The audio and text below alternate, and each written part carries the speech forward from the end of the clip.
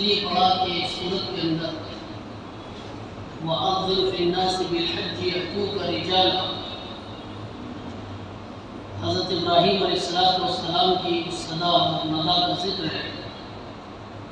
جو حضرت ابراہیم علیہ السلام نے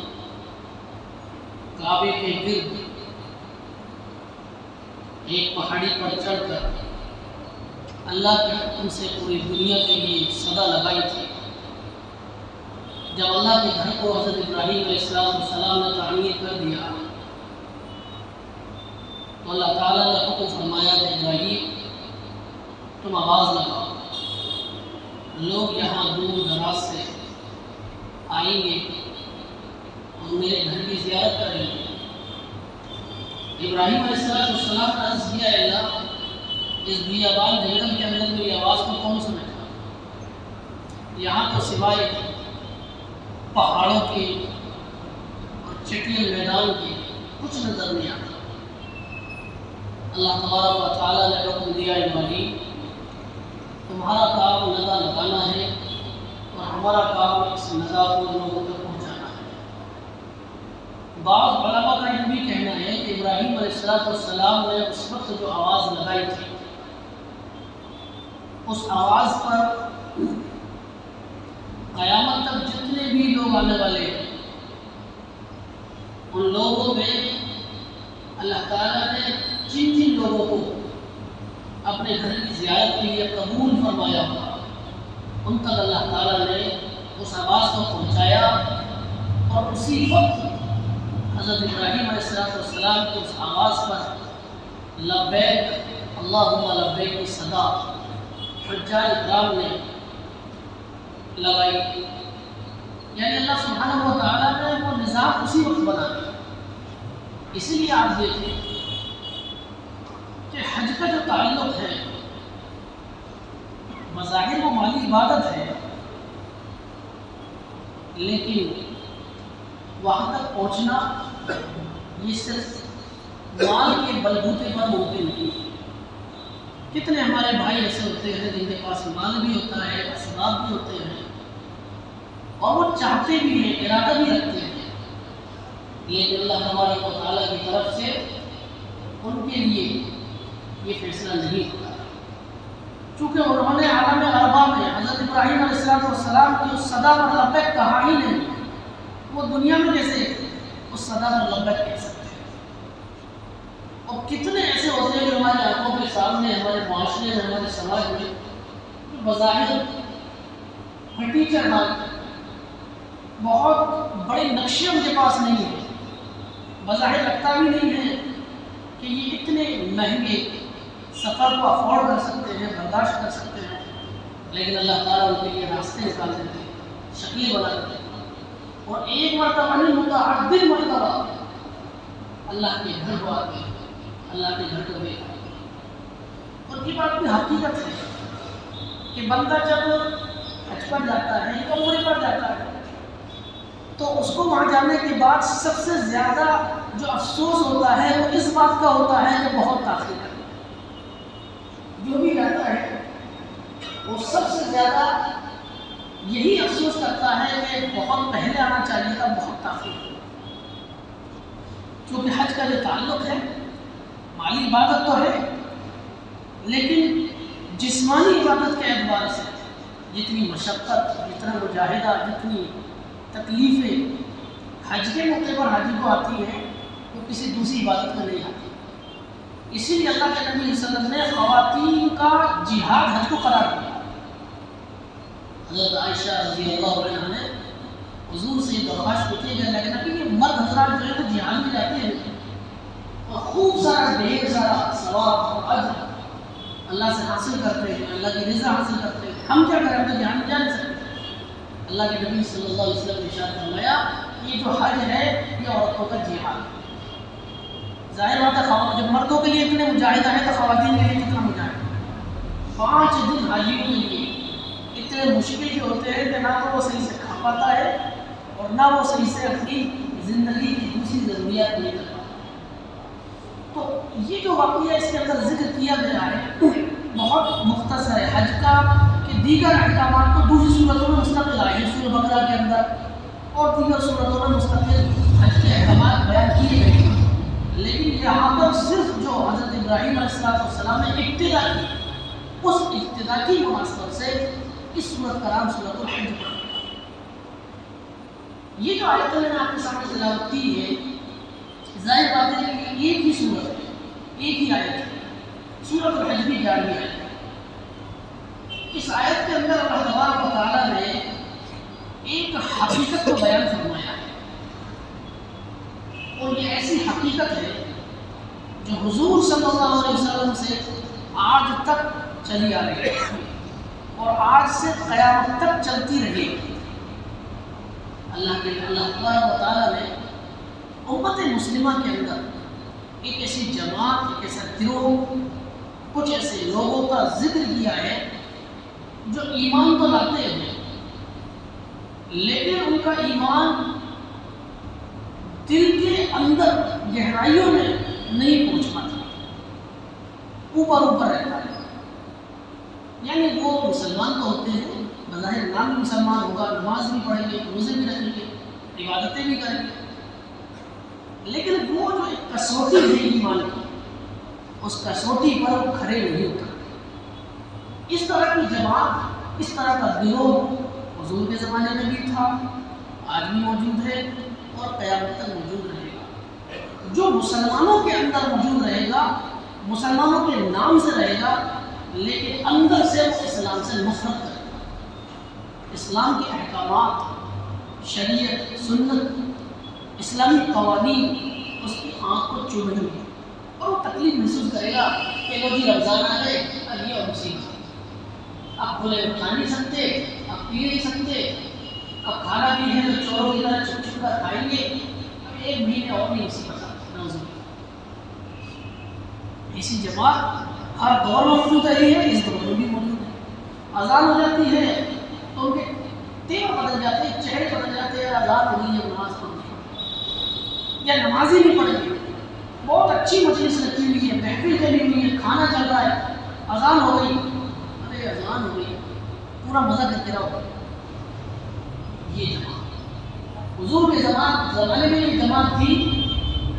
ذکر کیا گیا وَمِنَ النَّاسِ مَن يَعْبُدُ اللَّهَ عَلَىٰ حَرْفٍ، لوگوں میں کچھ ایسے لوگ ہیں جو بالکل بارڈر پر اللہ کی عبادت کر رہے ہیں،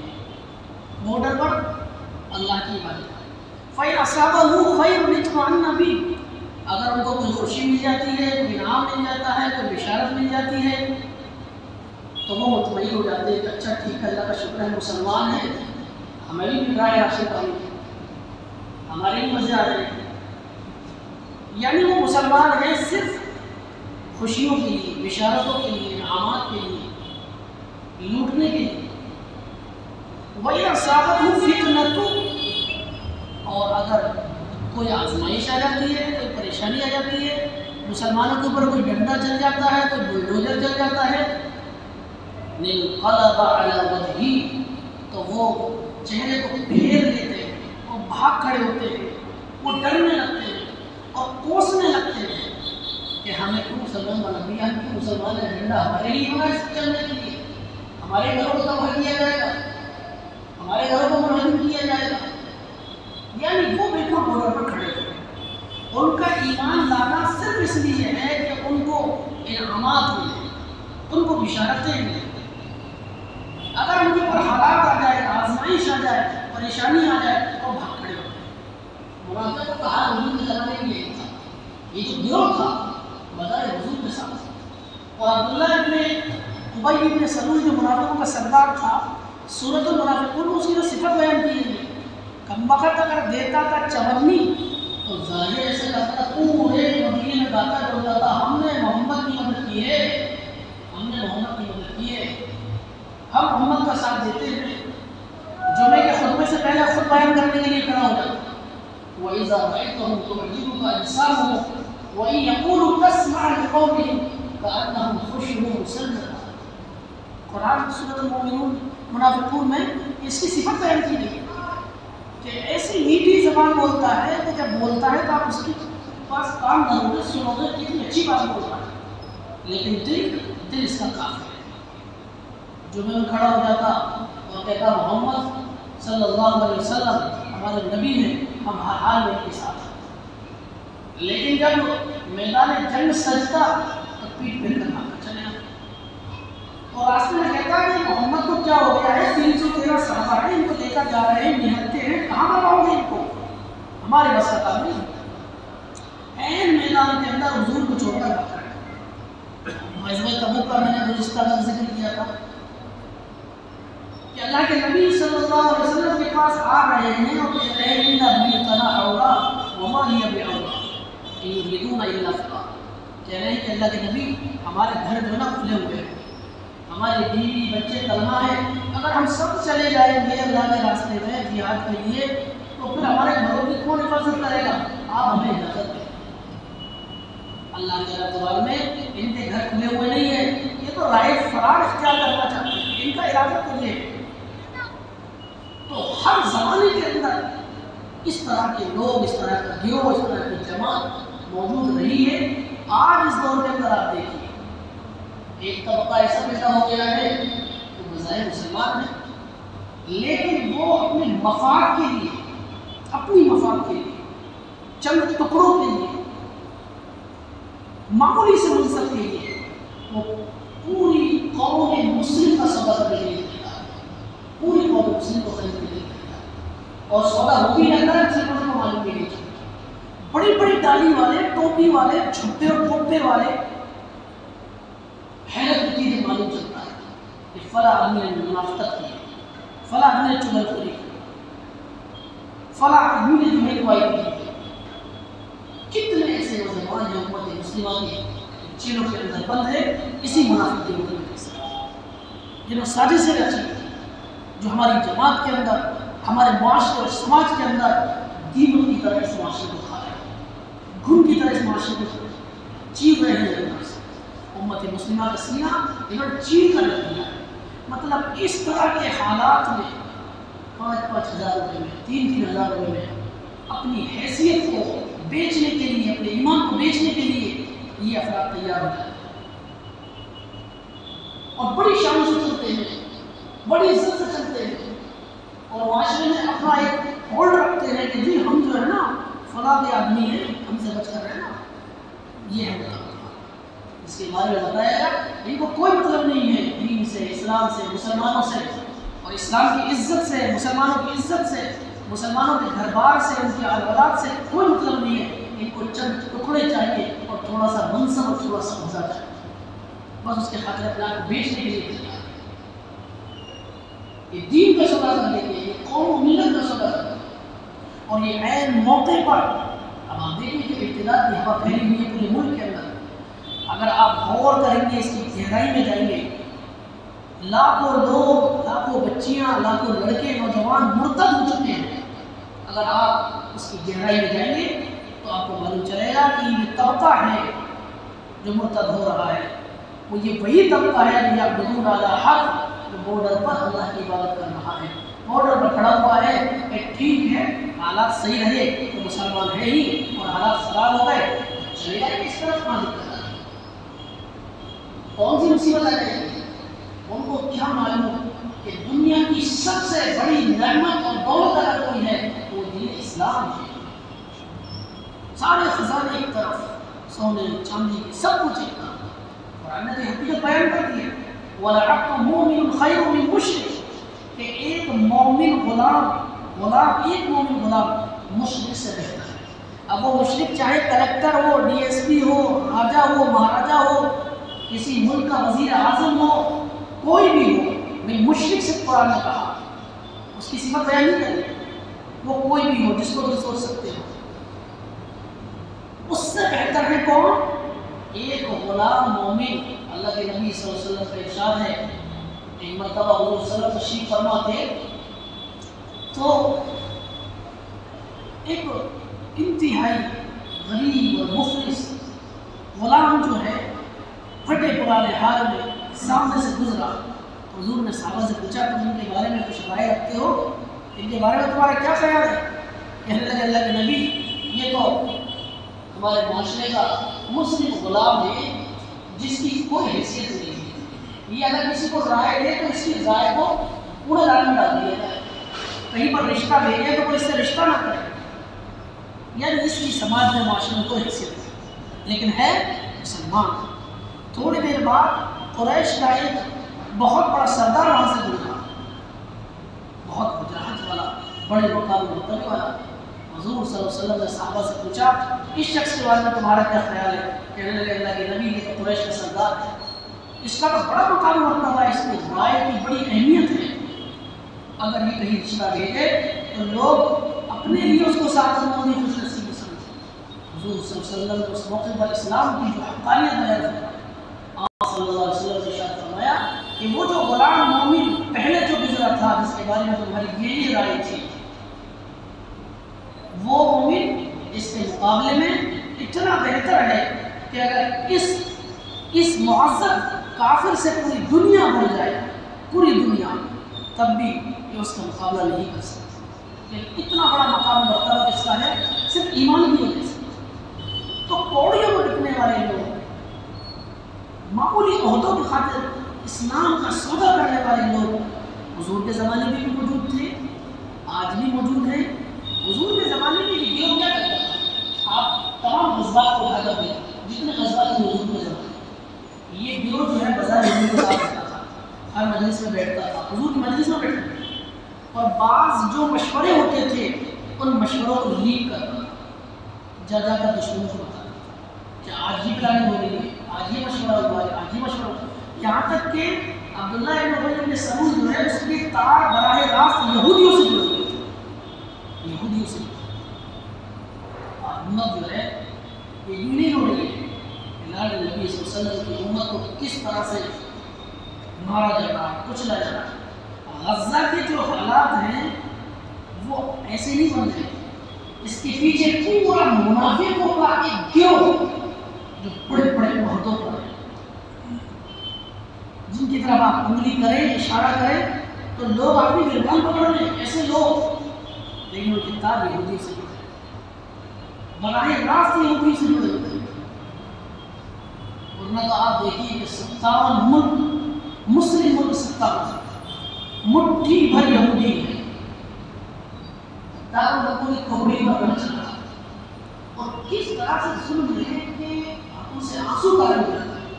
دیکھا نہیں جاتا۔ میں تو اپنی بات بتاتا ہوں، کبھی میرے سامنے اس طریقے کوئی فوٹو پوسٹ وغیرہ آ جاتی ہے، ہم سے دیکھا نہیں جاتا، تکلیف ہوتی ہے۔ کئی مرتبہ دل میں کہتا ہے کہ کاش ہم لوگوں کو اس طریقے کا موقع ملتا کہ ہم ان لوگوں کو کچھ ہوتا، یعنی انسان سے تڑپ سکتا ہے، بے چین ہو سکتا ہے، رو سکتا ہے، دعا کر سکتا ہے، اس کے علاوہ کوئی راستہ کوئی جا رہا ہے۔ لیکن ان شہادتوں کے پیچھے، اس قتل کے پیچھے، اور یہ جو تباہی مچی ہوئی ہے، اس پوری تباہی کے پیچھے وہی منافق ہوتا ہے، انتقاد براہ راست یہودیوں سے ملے۔ محمد بن سلمان کے بارے میں تو خود ایک انٹرویو آیا، اس میں اینکر نے پوچھا کہ آپ یہودیوں کے لیے اتنے نرم کیوں ہیں؟ اس نے کہا میں نرم کیوں نہ ہوں، میری ماں ہی یہودی تھی۔ یعنی جو گھر میں تربیت کرنے والی ہوتی ہیں، بڑے جو لوگ رکھتے ہیں بچوں کی تربیت کے لیے، ان کو کھلانا، ان کو پلانا، ان کو نہلانا، وہ یہودی تھی۔ اب جو بچہ ایک یہودی عورت کی گود میں کھیلا ہو، پلا ہو، پروان چڑھا ہو، آپ اسے جو نہیں کرتے ہیں کہ وہ یہودیوں کے اس کا مقابلہ کریں۔ ایسی سازشیں ہیں کہ آپ تصور بھی نہیں کرتے۔ یہ تو وہاں تک پہنچے ہیں جہاں تک ہمیں پہنچنے میں ابھی 100 سال لگیں گے، وہاں تک پہنچ گئے۔ یہ تو بہت لمبا موضوع ہے، پھر اس پر کبھی انشاءاللہ بات کی جائے گی۔ فی الحال تو یہ عرض کرنا تھا کہ یہ جو جماعت ہے، وَمِنَ النَّاسِ مَن يَعْبُدُ اللَّهَ عَلَىٰ حَرْفٍ فَإِنْ أَصَابَهُ خَيْرٌ اطْمَأَنَّ بِهِ وَإِنْ أَصَابَهُ فِتْنَةٌ انقلب عَلَىٰ وَجْهِهِ خَسِرَ الدُّنْيَا وَالْآخِرَةَ۔ قرآن نے کہہ دیا یہ وہ لوگ ہیں جو دنیا میں بھی خسارے میں ہیں اور آخرت میں بھی خسارے میں ہیں۔ موقع پڑ گیا تو دنیا میں بھی ان کی جوتی پڑیں گے اور آخرت تو پڑھنے ہی گے۔ ایسا ہوتا ہے نہیں ہوتا؟ تو منافق تو ہوتا ہے، یہ کیا سمجھتا ہے کہ ہم جن کے لیے جاسوسی کر رہے ہیں یہ بخش دیں، جب حالات خراب ہوتے ہیں، ماحول خراب ہوتا ہے نا، تو سب سے پہلے جوتے ہی نہیں پڑتے۔ اور ان کے اوپر جو جوتے پڑتے ہیں وہ عذاب کی صورت میں پڑتے ہیں، عقاب کی صورت میں پڑتے ہیں، اللہ کے غضب کی صورت میں پڑتے ہیں۔ اور مسلمانوں کے اوپر جو حالات آتے ہیں، ان کے مکار گرائے جاتے ہیں، ان کے اوپر ڈنڈے برسائے جاتے ہیں، وہ آزمائش نہیں پڑتا، وہ عذاب نہیں ہے، لیکن ان کے اوپر جو جوتے پڑتے ہیں یہ عذاب ہوتا ہے۔ اور یہ بھی نسلیں کا ہوتی ہے، دنیا میں خود سلام آپ کتنا قریب ہو جائیں کسی کے وہ کبھی آپ کو اپنا نہیں سیکھے، ہاں وہ استعمال ضرور کرے گا، استعمال کرے گا، پیسہ دے گا لیکن استعمال کرے گا، لیکن جب بھی موقع اس کو ملے گا تو وہ آپ کو نہیں بخشے گا، وہ آپ بھی اس کے رڈار پر ہیں، جس طرح سے دوسرے لوگ رڈار پر ہیں آپ بھی اس ملک کے رڈار پر ہیں۔ یہ نہ سمجھے کہ ہم تو صاحب ان کے اپنے ہو گئے، ان کے قریبی ہو گئے، ہم تو ان کے ڈپارٹمنٹ سے جڑ گئے نا، اس لیے ہمیں بخش دیا جائے گا، بالکل نہیں بخشا جائے گا۔ موقع ملتا ہے سب سے پہلے موقع انہی لوگوں کو بنائے گا، سب سے پہلے تمہاری نہیں کی ہوتی ہے، اور پھر واجب ہی کرتے ہیں ہم تو تمہارے میں سے ہی ہے نا، جیسے منافق کہتے تھے ہم تو تم میں سے دعویٰ کرتے تھے، لیکن ہوتا کیا تھا ان کی پٹائی بنائی۔ اس لیے اللہ تعالیٰ سے ہمیشہ دعا کرنی چاہیے کہ اللہ تعالیٰ ہمارے قلب کو، ہمارے دل کو دین اسلام کے لیے مطمئن فرما دے، چاہے حالات سازگار ہو چاہے نہ ہو، چاہے مصیبت ہو، آزمائش ہو، کتنی پریشانی آ جائے، ہم اسلام کے تعلق سے غیر مطمئن نہ ہو، بیماری آ جائے، حالی آ جائے، پریشانی آ جائے، غم آ جائے، تکلیفیں آ جائے، کبھی ہمارے دل کے اندر یہ جذبہ پیدا نہ ہو کہ اللہ نے کیوں ہم مصیبتیں دی، کیوں پریشانی دی، بلکہ ہمارے استاد ہیں وہ تو فرماتے ہیں کہ اس وقت مسلمانوں کے لیے بہت بڑی مثال اور بہت بڑا نمونہ دور حاضر میں قریب میں غزہ کے لوگ ہیں۔ بتائیے بیوی شہید ہو گئی، چار معصوم بچے پھول جیسے خوبصورت شہید ہو گئے، اپنے ہاتھوں سے دفن کر رہے ہیں، اور وہ اللہ کا شکر ادا کرے، الحمدللہ الحمدللہ، اللہ کا شکر۔ یعنی پوری دنیا کے مسلمانوں کے لیے دور حاضر میں اتنی بڑی مثال، اتنا بڑا آئیڈیل، اتنا بڑا نمونہ ہے کہ پوری امت مسلمہ اگر اس نمونے پر، اس آئیڈیل پر عمل کر لے تو انشاءاللہ تعالیٰ پوری دنیا میں انقلاب برپا ہوگا۔ کہ اتنے حالات میں بھی اللہ کا شکر ادا کریں، اور شہادت کس سے کہتے ہیں اور شہادت کا کیا مقام و مرتبہ ہے، اس پر جس طرح سے خوشی کا اظہار ہونا چاہیے وہ خوشی کا اظہار غزہ کے لوگ کر رہے ہیں۔ ہمیں ہمیشہ یہ دعا کرنی ہے کہ اللہ ہمیں ہر حال میں تو شاکر بنا، صابر بنا، تیرا شکر کرنے والا بنا، اور تو نے جو ہمیں اپنے خزانے کی سب سے بڑی دولت عطا فرما دی ہے ایمان، اسلام، اس دولت کو موت کی آخری سانس تک اپنے سینے سے لگائے رہنے کی توفیق عطا فرما، اس کے مواقع عطا فرما۔ حالات کیسے بگڑ جائے، حالات کتنے خراب ہو جائے، ہم سب کچھ دے سکتے ہیں، لیکن اسلام کو، ایمان کو اپنے دل اور دماغ سے کبھی جدا نہیں کر سکتے، اور یہی جذبہ ہمیں اپنے اولاد کے اندر بھی منتقل کرنا ہے، اپنے بچوں کے اندر منتقل کرنا، ان کو بتانا ہے کہ ہمارا سب سے بڑا سرمایہ،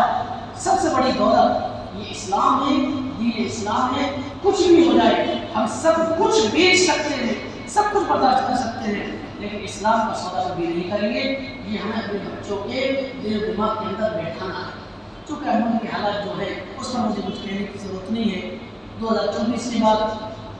ملک کس رخ پر جائے گا بس یہ اللہ ہی معلوم۔ اس لیے ہمارا شیخ عظیم الحسن